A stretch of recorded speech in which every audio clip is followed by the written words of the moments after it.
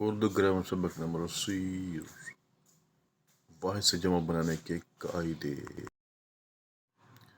اردو زبان میں مؤنث اور مذکر اسموں کی جمع بنانے کے الگ الگ قاعدے ہیں۔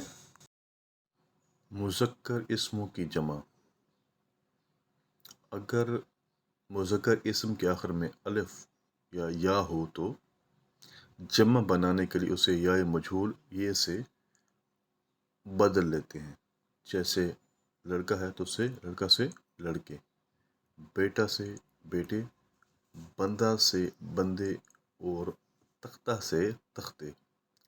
اس قاعدے سے جو الفاظ مستثنیٰ ہیں وہ یہ ہیں: دادا، صحرا، نانا، چچا، بابا، دریا اور انکا وغیرہ۔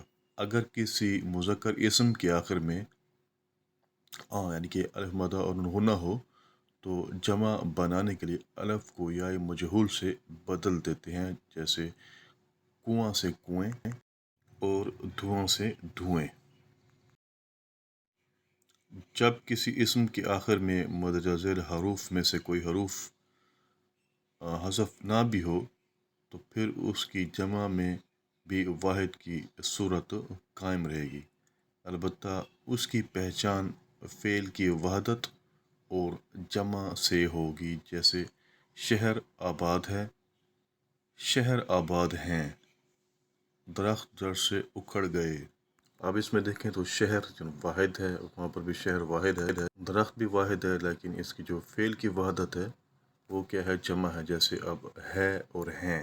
ان جملوں میں شہر یہ تو واحد ہیں، لیکن فعل یعنی ہے اور ہیں اکھڑ گئے، فعل سے ہمیں معلوم ہوتا ہے کہ یہ جمع ہے، واحد نہیں ہے۔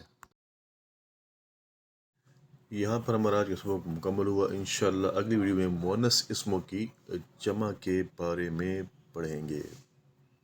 میرے چینل سر احسان کو سبسکرائب اور شیئر کرنا نہ بھولیں۔ شکریہ۔